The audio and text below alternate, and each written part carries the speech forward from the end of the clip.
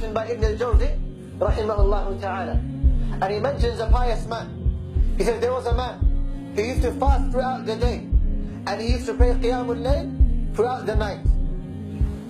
He never used to involve himself in anything that was haram. He knew that the people that were around him in his land were corrupt people. So he didn't sit in their gatherings because all they used to do was backbite and slander. So he stayed away from any gatherings. And he would just stay in his house and never leave his house.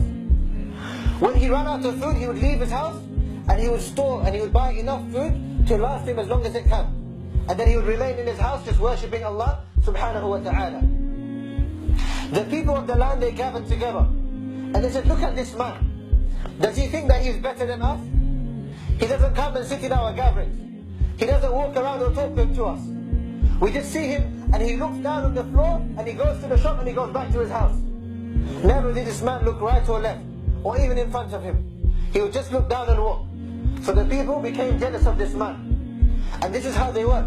Shaitan doesn't just attack you by himself, but Shaitan has people that he has, and he inspires his haram into them and he commands them to attack the believers.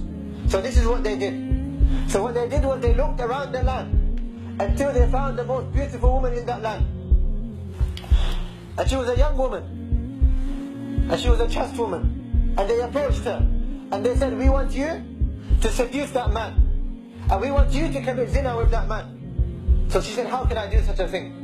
And she was from amongst the most poorest women in that land. She found it very difficult to live. So they said to her, if you can do this, then we will give you the equivalent to your weight in gold. And even more than this. And all of this poverty that you are facing today, it will end. All you have to do is commit zina with that man. So the woman, she went home and she thought and she began to think. Until she looked at her situation and she thought, subhanallah, but she thought to herself, that there is nothing left for me. I'm going to die of poverty and I have nothing left. So she accepted the task that they had given her. And she said, I will go and I will commit zina with this man. So one cold night, she went and she knocked on the house of this man. She knocked on the door of the house of this man. So he opened the door and he saw a woman. So he closed the door. So she raised her voice and she said, please allow me to come into your house. I was traveling and I thought that I would reach my destination before night. But now, the night has come and I'm in the middle of nowhere and I do not know where I am. I do not know anyone in this land. And if you do not accept me into your house, then I fear that something will happen to me outside. So he said, we have many neighbors around. From the door, please go and knock on the house of these neighbors and inshallah ta'ala, they will help you. So the woman, she left. A little while later, she knocked on his door again. And she said, I went to the houses of your neighbors, but no one is home. And it is really cold outside. And I fear that I may die if you do not accept me and allow me to come into your house. So he said, just go further down the hills and you'll find that there are a few more houses over there. And inshallah ta'ala, they will allow you to live with them. He said, there is no one in my house, so it's not permissible for you to be with me. So the woman, she left. A little while later, she came back again. And she knocked on his door. So he opened the door and he saw the woman. And she said, Wallahi, if you do not allow me to come into your house, and if any man, he puts his finger on me, and he rapes me and he takes away my chastity, then wallahi on Yawm al-Qiyamah I will stand in front of Allah and say, you were the one who was the cause of this. Is it because of you he raped me? Is it because of you this happened? And I will blame it on you. And when he heard the name of Allah subhanahu wa ta'ala, he became really scared. Why? Because إِنَّمَا الْمُؤْمِنُونَ الَّذِينَ إِذَا ذُكِرَ اللَّهُ وَجِلَتْ قُلُوبُهُمْ. Because the believers, when the name of Allah subhanahu wa ta'ala is mentioned, their hearts begin to tremble. So this man, he became really scared. So he said, and he had 2 rooms in his house. So he said to her, he said, come and sit in this room. And do not knock on my door, and do not say anything to me. As soon as the time of Fajr approaches, leave my house and continue with your journey. So the man, he left this woman in this room and he went into the second room that he had and he locked the door. And he continued with his recitation of Quran. Now the people of the land, they know that she has entered his house. So they have gathered around the house, waiting to catch the two of them committing zina. And this is a pious man, and he has never faced anything like this in his life. So he is in his house now, and he is reciting the book of Allah subhanahu wa ta'ala. And this woman is ready to commit zina with this man. And the people of the land have gathered around the house, waiting to enter the house to catch them committing zina. The man now, he's reciting Quran. And the woman, she begins to scream. She screams and she screams and she screams. So the man, he opens his door and he walks into the room where the woman is. He has a fire lamp with him, an oil lamp with him. And he walks into the room where the woman is, only to find that she is lying on the floor without her clothes on. And she is calling him towards her. This man now, for the first time in his life, he is seeing something that he has never seen before. Because his gaze has always been lowered.